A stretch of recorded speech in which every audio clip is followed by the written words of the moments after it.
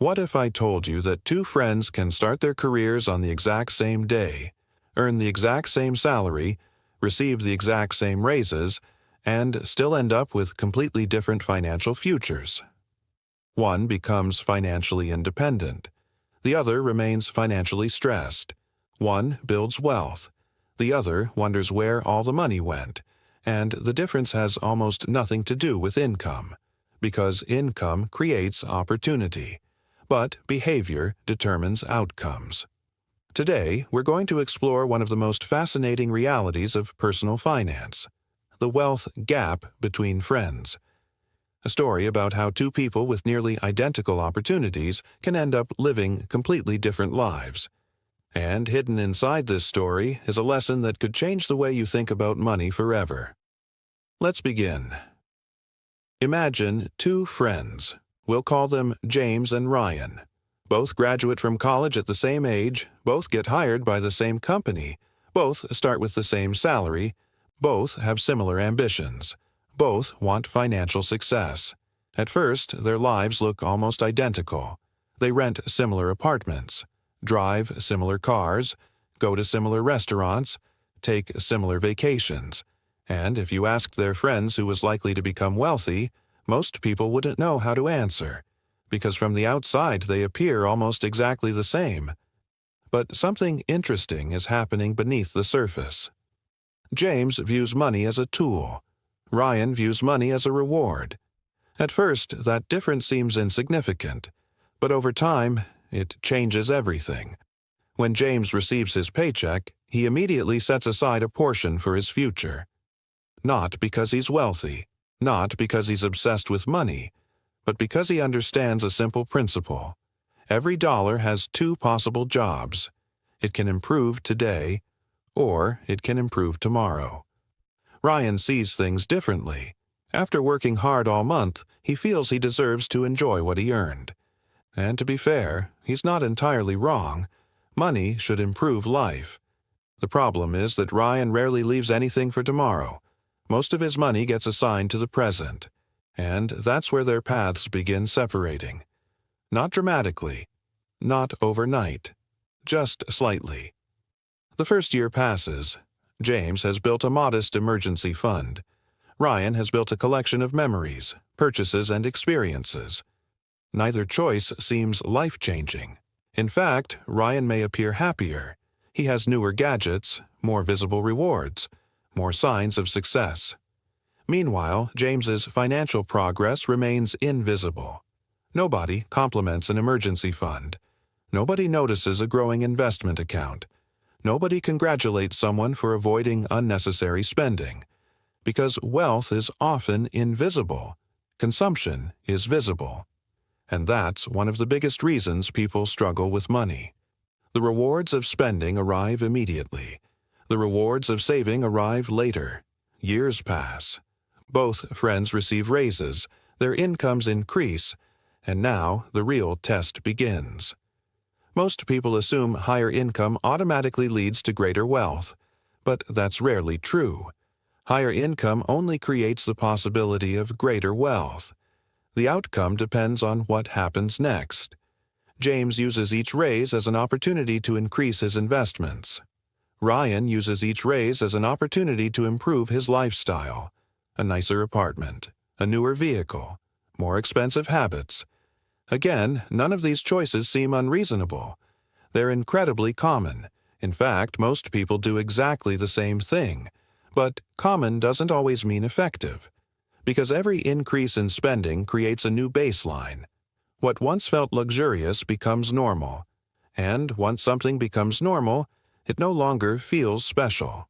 This phenomenon is called lifestyle inflation, and it quietly destroys more wealth than most people realize.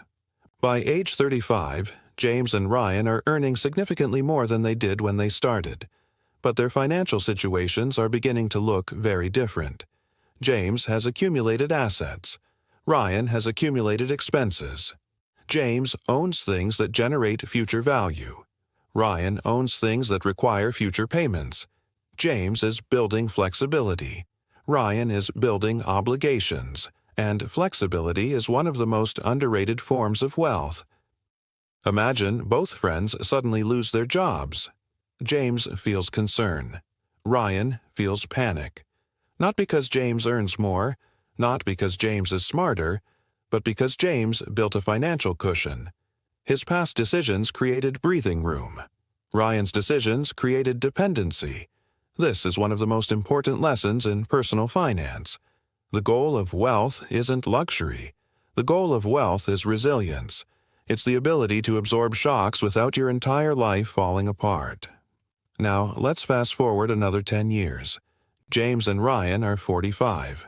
They've both worked hard. They've both earned good incomes. But their lives are becoming dramatically different. James has options. Ryan has obligations. James can consider career changes. Ryan feels trapped by financial commitments. James can invest in opportunities. Ryan struggles to create additional savings. James sees possibilities. Ryan sees pressure. And yet their incomes remain surprisingly similar. This is where many people become confused. They assume wealth is an income problem. But often it's a behavior problem. Because wealth isn't what you earn. Wealth is what you keep. Now let's discuss something called opportunity cost. One of the most powerful concepts in finance. Every dollar spent has a hidden cost, not just the purchase itself, but the future growth that money could have created. When James spends money, he often asks himself a question. What am I giving up? Ryan rarely asks that question. He focuses on what he's gaining. And that difference matters, because every financial decision involves a trade-off. Spend now, or benefit later, consume today, or build tomorrow. The wealthy aren't necessarily better at earning. They're often better at understanding trade-offs. As retirement approaches, the gap becomes impossible to ignore. James has built systems, investments, savings, assets, cash flow. Ryan has built a lifestyle, a comfortable lifestyle, but a lifestyle that depends heavily on continued income. And that's where the consequences of decades of decisions finally become visible. James views retirement as freedom. Ryan views retirement as uncertainty. James spent years building wealth quietly. Ryan spent years displaying success publicly. And now the results speak for themselves. But here's the most important lesson. This story isn't really about James and Ryan. It's about all of us, because every day we face the same choices. Spend or save. Consume or invest. Present comfort or future freedom. And most of these decisions don't feel important. They're small, ordinary, easy to ignore. A purchase here, a subscription there, a financial habit repeated again and again. Yet those small decisions eventually create enormous differences, because financial futures are rarely created by one giant event. They're created by thousands of tiny decisions. The wealth gap between friends often begins with choices so small that nobody notices them. Until 20 years later.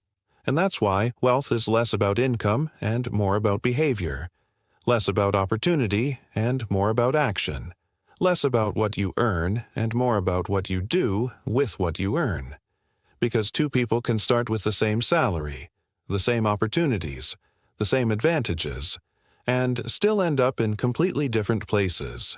One builds freedom. The other builds financial pressure.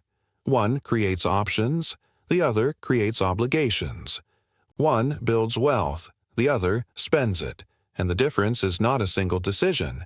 It's a lifetime of decisions. That's the wealth gap between friends. A reminder that your future isn't determined by what you make. It's determined by what you repeatedly choose to do with it. And every financial decision you make today is quietly helping create the future you'll live in tomorrow.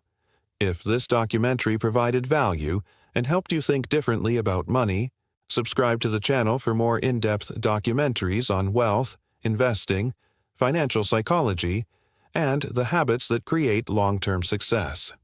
Don't forget to like the video and share it with someone who needs to hear this message.